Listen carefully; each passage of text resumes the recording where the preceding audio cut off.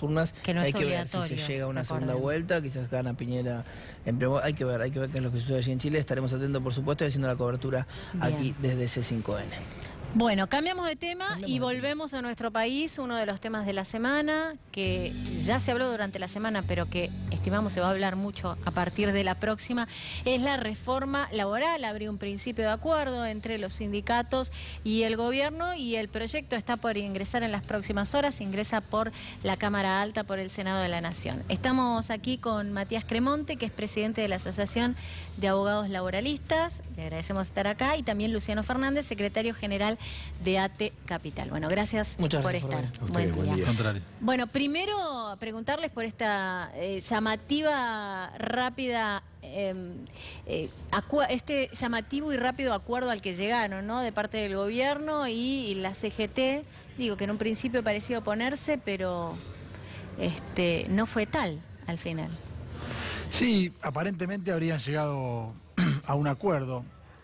Lo cierto es que nosotros lo veníamos diciendo desde el comienzo de los debates alrededor de este proyecto. Lo lamentable es que es tan profunda la reforma que se propone, digamos, son tantos los recortes a los derechos laborales, que aún una buena negociación, entre comillas, iba a ser un mal proyecto, digamos. De todos modos, aunque hayan despejado algunas cuestiones que eran por ahí más perjudiciales para los trabajadores, el proyecto que ingresa al Senado, tal como lo conocimos ahora, sigue siendo un proyecto flexibilizador, un proyecto que recorta derechos de los trabajadores. Eso es lo lamentable, si supuestamente llega además con el aval de parte de la CGT.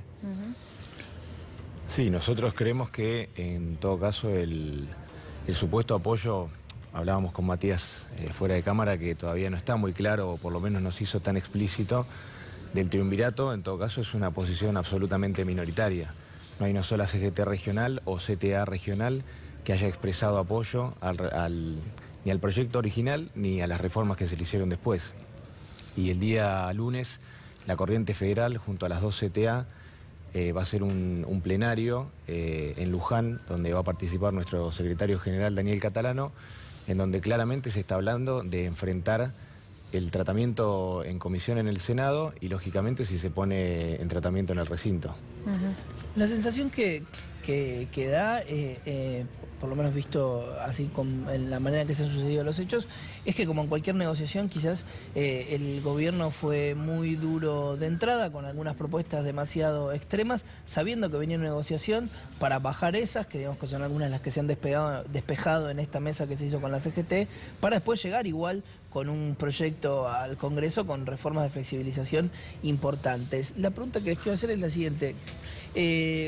Algo de lo que se dice, bueno, más allá de este principio de acuerdo con la CGT, hay expectativas del gobierno de modificar algunas cuestiones a partir de los convenios colectivos de trabajo, en cada negociación con cada gremio. ¿Cómo es eso?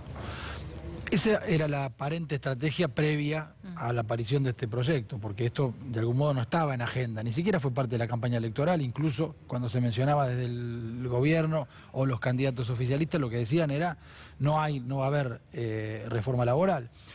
Ciertamente venían planteando desde antes que el camino era la reforma de los convenios colectivos. Lo llamativo es que tanto el fundamento del proyecto de reforma laboral como las iniciativas para modificar los convenios colectivos tienen un supuesto justificativo en la necesidad de crecer en la productividad, avanzar en las posibilidades de generación de empleo, de la llegada de inversiones.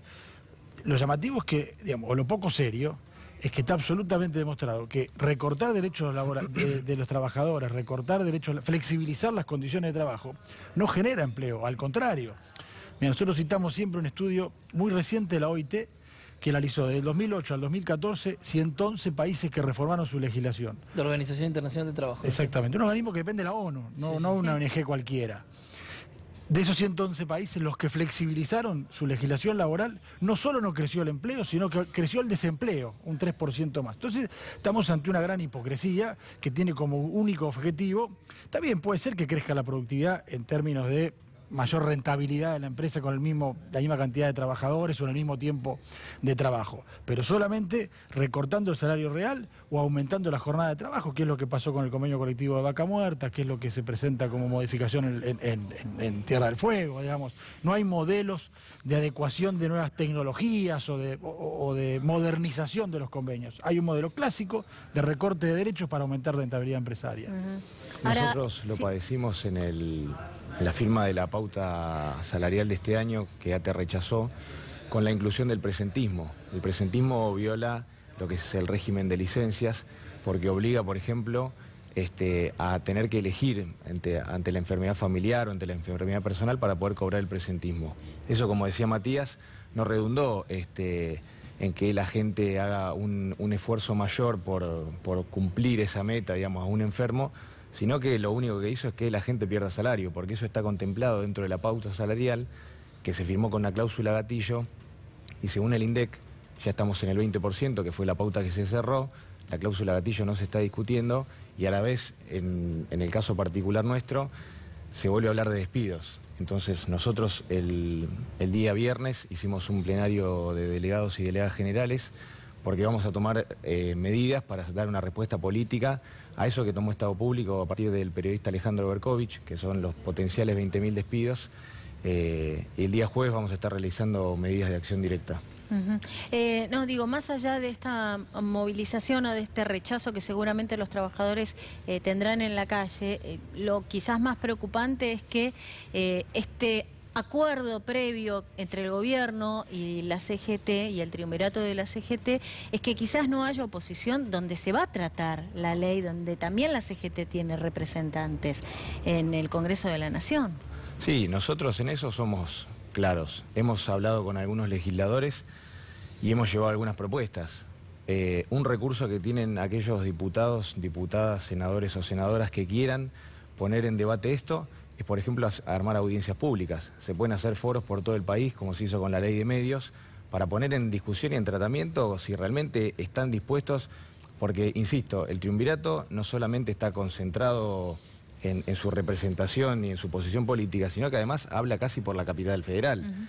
Entonces, ese es un mecanismo posible. Y lo otro, nosotros, respetando la voluntad popular y el marco de la democracia, así como le decía Mauricio Macri el otro día al periodista de Bloomberg que él había sacado el 42%, el periodista le decía, bueno, pero entonces hay un 58% que te da la espalda. Con esa legitimidad de origen de quienes buscaron el voto opositor y fueron elegidos, le vamos a pedir una conducta adentro del recinto como opositores. Insisto con esto, hay que debatir, hay que poner en discusión en un marco federal, porque esto afecta a todo el país. Y fundamentalmente nuestra posición, y es lo que viene planteando nuestro secretario general y que seguramente va a ser su posición el día lunes, nosotros creemos que de la misma manera que el senador por Entre Ríos Alfredo De Angeli o el ministro de Agroindustria Echevere pelearon sus intereses de clase con AINCO en el 2008, nosotros tenemos que hacer lo mismo. Acá se está discutiendo no solamente la dignidad, sino la supervivencia del pueblo trabajador. Entonces nosotros creemos que en el marco de la democracia tenemos que pelear como pelearon ellos en el 2008. En el marco de lo que pasa con los trabajadores del Estado, la sensación los datos arrojan que han sido los más perjudicados respecto a la relación entre paritaria e inflación real. ¿Es así? ¿Qué es lo que pasa, por ejemplo, aquí en Capital? Sí, claramente hay una pérdida del salario. Porque aparte, lo que nosotros también venimos discutiendo, por eso rechazamos la pauta, por insuficiente, pero además porque no se recuperó lo que se perdió el año pasado. El año pasado hubo tarifazos, hubo devaluación y fundamentalmente dejó de haber control sobre los productos que solemos consumir los trabajadores, que son los de la canasta básica, no por una cuestión azarosa, sino porque se puso a un miembro de la familia Brown, de la cadena La Anónima, al frente de la Secretaría de Comercio, y eso claramente impactó en las góndolas. Entonces, lo que nosotros venimos viendo es que no solamente perdemos salarios, sino que hay una tendencia a responsabilizar a los trabajadores sobre todos los males de este país. Si revisamos el discurso de Mauricio Macri en el CSK el día 23 de octubre, habló 45 minutos y le dedicó 2 minutos a un sector del Estado Nacional, que es del Poder Legislativo, que es la Biblioteca del Congreso de la Nación, a hablar de la cantidad de empleados y de que no podía ser, o se dedicó también a hablar de las ordenanzas del Poder Judicial, además con datos falsos. Entonces, hay una clara política antiobrera, hay una clara política antisindical, que encima viene en un contexto en el que nosotros perdemos salarios, perdemos derechos y perdemos puestos de trabajo también. Matías, ¿qué es lo que más enciende las alarmas de este borrador de proyecto que supuestamente está consensuado y que va a ingresar en las próximas horas? Todo, pero de algún modo esa suerte de condicionamiento que se empieza a legalizar para los trabajadores, que es la posibilidad de que puedan válidamente renunciar a derechos, de que además les puedan modificar las condiciones de trabajo y que la única alternativa pase a ser considerarse despedidos, incluso reduciendo la indemnización por despido. Entonces, decimos nosotros, es la legalización del apriete, digamos, es el triunfo de la unilateralidad del empresario que sabe que el trabajador no tiene ningún recurso salvo la calle en un contexto como el que estamos, lo mencionaba Luciano, ¿no? Además de desocupación creciente. Entonces, eso va a ser el camino para una renuncia individual de derechos o incluso de aceptación de cada una de las modificaciones unilaterales. Y por supuesto el tema de la tercerización. Es un tema clave del mercado de trabajo y sin embargo, si bien se plantea que se había modificado, se termina de desresponsabilizar a los empresarios en las tareas que más comúnmente se tercerizan, ¿no? En limpieza, en los comedores, en el transporte de las personas, en el mantenimiento, y eso que normalmente es lo que genera, digamos, está llevado a cabo por empresas fantasmas que un día están, que otro día no están, que son cooperativas truchas. Digamos, hay un gran porcentaje de informalidad en eso, de incumplimiento, y que deja a los trabajadores desprotegidos. La única garantía que había es la responsabilidad solidaria del empleador principal, del que se beneficia finalmente ese trabajo. Al desresponsabilizarlo, no solo va a dejar desprotegidos a esos trabajadores, sino que además va a ir en contra del supuesto, digamos, de la finalidad de la ley, que es crecer en registración y crecer en empleo. ¿Quién le va a importar que estén en blanco esos trabajadores? ¿Quién le va a importar que cumplan con la ley si ni siquiera el empleador principal tiene responsabilidad? ¿Acá se apunta a una reforma laboral y por default a los sindicatos? Desde luego, nosotros lo dijimos, digamos, todo el año. Esto arrancó con ataques a los abogados laboralistas, con ataques a la justicia laboral y con una política intervencionista sin precedentes en los últimos 25 o 30 años del Ministerio de Trabajo a los sindicatos. Hay organizaciones sindicales que están intervenidas, pero además hay una práctica cotidiana. No se entrega el certificado de autoridades a los sindicatos que ganaron las elecciones, que no hay ningún problema, no hay impugnaciones, el certificado que necesitan para desarrollar su actividad incluso administrativa, su obra social, para tener una cuenta en el banco, no se entrega, se obstaculiza, no se homologan las paritarias. Es decir, hay una práctica de condicionamiento a todo lo que signifique la representación y la defensa de los trabajadores. Porque el objetivo final, como fue la reforma de Brasil y como finalmente es el espíritu de esta reforma, es volver al liberalismo, ¿no? Cuando uno habla de neoliberalismo no es más que eso, volver a la época donde el empresario se podía relacionar directamente e individualmente con el trabajador desprotegido, sin la protección ni del sindicato, o sea, de la acción colectiva, ni de la justicia laboral, ni abogados que lo puedan defender. Si uno tuviera que pensar estas decisiones del gobierno desde un marco de real buena voluntad, ¿no es cierto? Uno quisiera pensar, si uno quisiera poner sobre la mesa y decir, bueno, a ver, ¿a dónde quiere ir el gobierno? ¿Cuál es este plan? ¿Qué es lo que quiere hacer, digamos? ¿Qué es a lo bueno que pretenden llegar con esto que uno debiera pensar que no pretenden trabajadores en la calle, que no pretenden trabajadores empobrecidos? ¿Ustedes encuentran algo, digamos, una razón, un decir, bueno, pretenden esto y creemos que el diagnóstico es equivocado? Lo decía recién, el objetivo que se manifiesta es la creación de empleo, el aumento de la productividad, la reducción de la litigiosidad. Una reforma de estas características va en contra directamente, por eso creo que ni siquiera debe haber una buena, uno debe pensar que hay esa buena voluntad que por ahí uno debiera tener tendencia a creer, porque definitivamente... Ni siquiera te parece que haya un error de diagnóstico, digamos, directamente es como, saben que vamos hacia allá. La política laboral de este gobierno empezó el 10 de diciembre de 2015.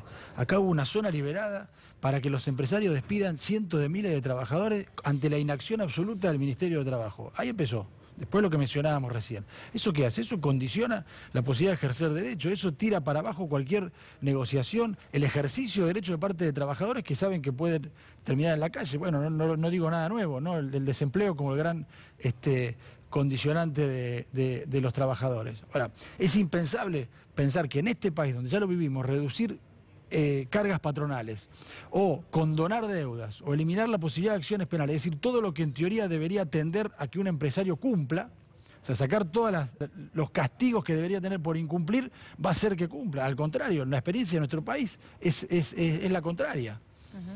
Luciano. Sí, hay como un latiguillo de ellos que es hay que poner el hombro. Nosotros lanzamos una campaña en el que mostramos que un trabajador, una trabajadora que pone en el hombro todos los días en áreas críticas con población vulnerable de nuestro país, que gobierna, digamos, la provincia en donde hay muchas de esas áreas críticas, cobra en el primer caso 30 veces más, en el segundo caso 50 veces más. Lo que nosotros estamos rechazando, digamos, y por eso estamos en estado de alerta y movilización, es que tengamos que ser los trabajadores y las trabajadoras los que seguimos poniendo el hombro. Porque acá hubo despidos en el año pasado, 12.000, para que ellos contrataran 16.000 por valores más altos, con categorías más altas. Se terminó el fútbol para todos, que es algo muy caro a una parte importante del pueblo trabajador, que también eso significa una merma en el ingreso o en la economía familiar. Todo bajo la hipotética construcción de escuelas y hospitales, no todo con un cálculo economicista de que sacando acá se podía. Y en realidad lo único que nosotros vemos es que el país está hiperendeudado, ya llevamos como 60.000 millones de dólares de deuda, y en esta ciudad, que es la más rica de nuestro país, hay de nuevo una crisis por las vacantes, por ejemplo, de la primera edad. O sea, no se construyó una sola escuela en 2 años, no se construyó un solo jardín materno-paternal. Entonces, nosotros ponemos el hombro, tenemos que hacer el esfuerzo, tenemos que aceptar que haya reducción de personal, y la contraparte es que a la familia Macri le condonan la deuda que generó con el correo.